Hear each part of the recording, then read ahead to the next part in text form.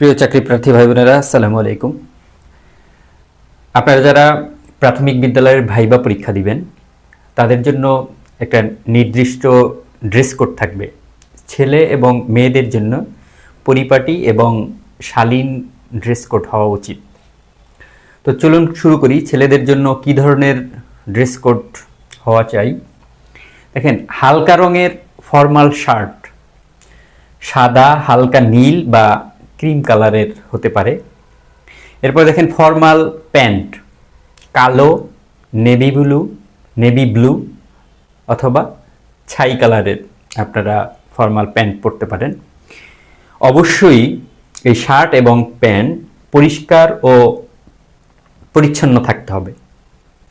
এরপর দেখেন পরিষ্কার ও পালিশ করা ফর্মাল জুতা, সাধারণ বেল্ট ও ঘড়ি পরতে পারেন। আপনাদের জন্য চুল দাড়ি পরিপাটি ও পরিচ্ছন্ন হওয়া উচিত। যেহেতু শীতকাল, অতএব আপনারা যদি ব্লেজার থাকে ব্লেজার পরে যাবেন, অথবা অন্য কোনো পরিচ্ছন্ন শীতের কাপড় আপনারা পরে যেতে পারেন। ব্লেজার পরলে কালো, নেভি ব্লু অথবা ছাই কালারের ব্লেজার আপনারা পছন্দ করতে পারেন। এরপর দেখেন মেয়েদের জন্য কি ধরনের ড্রেস কোড হওয়া উচিত। মার্জিত ও সাধারণ শাড়ি আপনারা পরতে পারেন।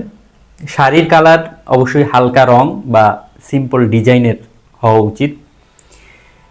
সালোয়ার কামিজ এগুলি সাধারণ কাট ও পরিমিত রঙের হওয়া উচিত। পরিপাটি ওড়না পরা উচিত। কম হিল বা ফ্ল্যাট বন্ধ জুতা পরা উচিত। হালকা মেকআপ ও সীমিত অলংকার পরা উচিত। চুল পরিপাটি করে বাঁধবেন। এছাড়াও যারা বোরকা বা হিজাব পরিধান করবেন, আপনারা যারা বোরকা বা হিজাব পরতে অভ্যস্ত তারা কিন্তু অবশ্যই তা পরিধান করতে পারেন।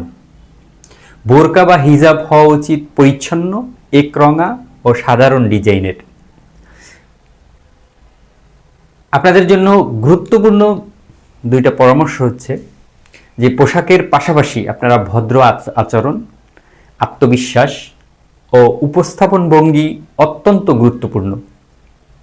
শালীনতা ও পরিচ্ছন্নতা একজন আদর্শ শিক্ষকের ব্যক্তিত্ব প্রকাশ করে। তো এই ছিল আপনাদের ড্রেস কোড বিষয়ক আলোচনা। ইনশাল্লাহ পরবর্তী ভিডিওতে আপনাদেরকে ভাইবা বোর্ডে কী ধরনের প্রশ্ন করতে পারে এবং কিভাবে আপনারা উত্তর করবেন, কী ধরনের প্রস্তুতি নিয়ে আপনি ভাইবা বোর্ড ফেস করবেন, ইনশাল্লাহ এই ধরনের ভিডিও এবং স্কুলে আপনারা জয়েন করার আগ পর্যন্ত যে সকল বিষয়ে আপনাদের দরকার হবে সেই সকল বিষয় সম্পর্কিত ভিডিও আমার এই চ্যানেল থেকে আপলোড করব। সেজন্য আমার চ্যানেলটি সাবস্ক্রাইব করবেন, শেয়ার করবেন এবং নোটিফিকেশন অন করে রাখবেন ভিডিও আপলোড করার সাথে সাথে যাতে আপনি পেয়ে যান।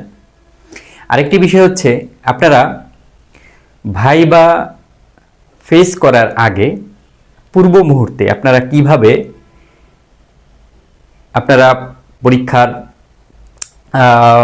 ভাইবা কক্ষে আপনারা প্রবেশ করবেন, তখন আপনাদেরকে কি করতে হবে, কিভাবে আপনারা সালাম দিয়ে প্রবেশ করবেন, তখন আপনি কি করবেন বা এর আগে কোথায় অবস্থান করবেন, কি কাজ করতে হবে, এই বিষয় সম্পর্কিত আমি কিন্তু একটি ভিডিও আপলোড করেছি।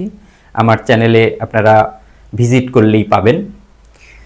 তো আর কথা বাড়াবো না, পরবর্তী ভিডিও পেতে আমার চ্যানেলটি সাবস্ক্রাইব করবেন। ধন্যবাদ। আসসালামু আলাইকুম।